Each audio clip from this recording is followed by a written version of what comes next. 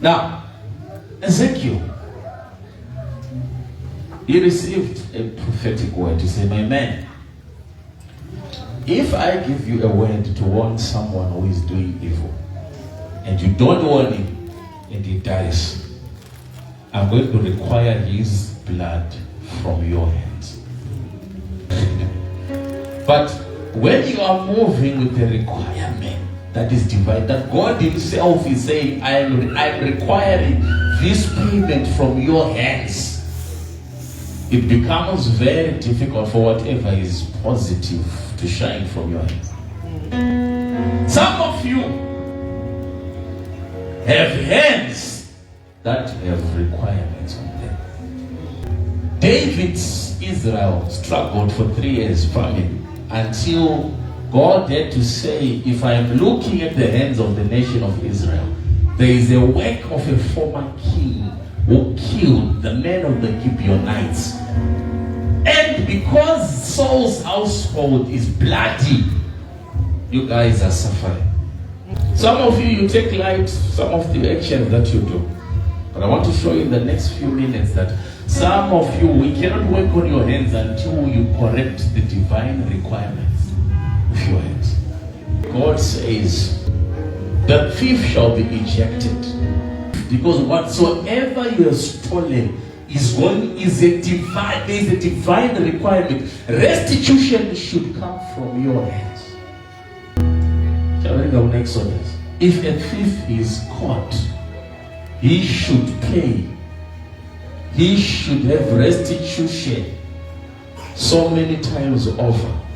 And some of you, what is fighting you is the year that you were stealing willy-nilly without restraint.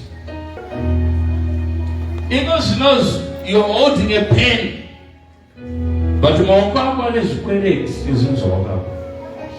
Handiti chikwereti ndikuti wakaba, kwete kuti une chikwereti. Ndikuti mawakwa nezvikwereti zvezvawakapa.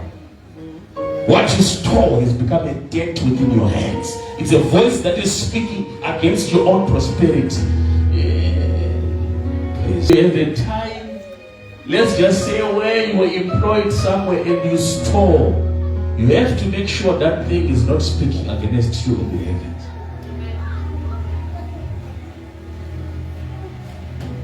Stealing from people will fight your prosperity.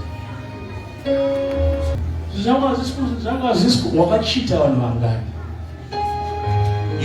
are now, the one who has failed, he himself shall be sold. Right now there are some people spiritually, it means all your days you are under you are under a cost of being sold. You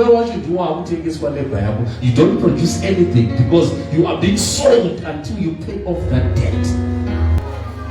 I'll repeat, don't take light what you've cheated others, what you've stolen from others. I'll upgrade that. Then there are others who make decisions to defraud others. You knew what you were doing when you were entering the transaction, that you had no desire to meet your end of the bargain. And someone else is crying because of you. You will live a life under the term you are being sold until you pay. In other words, they're saying his life shall be the price of restitution. Ask your neighbor, who have you stolen from? Some of you at work, you took 100 rand from your friend's handbag. And when they said, my money, you said, I'm not sure, I didn't see anyone. When you know you took it, that 100 is not worth 100. If they were planning to buy a loaf of bread that day for their child to eat and to take also to school tomorrow, you cannot equate that to money. It's a cost that is beyond the value of that money. You will pay for it. And let me show you another form of stealing. Giving your pastor what you must give to your spouse. If you give me a seed of 1,000 rands And that money could have done something for your husband or your wife, which you have not been doing. Then it belongs to them. You are stolen from them. Your hands are carrying a divine. You must know order in the spirit. Let a seed be a seed. If you take from what is your parents, you give it to your children. You're stolen from your parents. Stealing. And most of you steal under the disguise of excuses. Things are not working well for stealing. We can't correct the order of what goes on in your hands if you maintain a wrong behavior.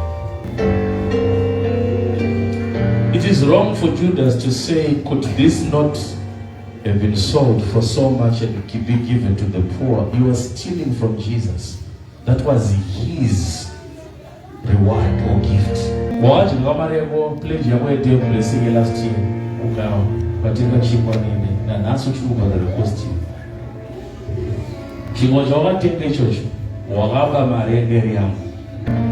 And it fights your whole financial progress. Because you always have demands on your hands that you have to pay them.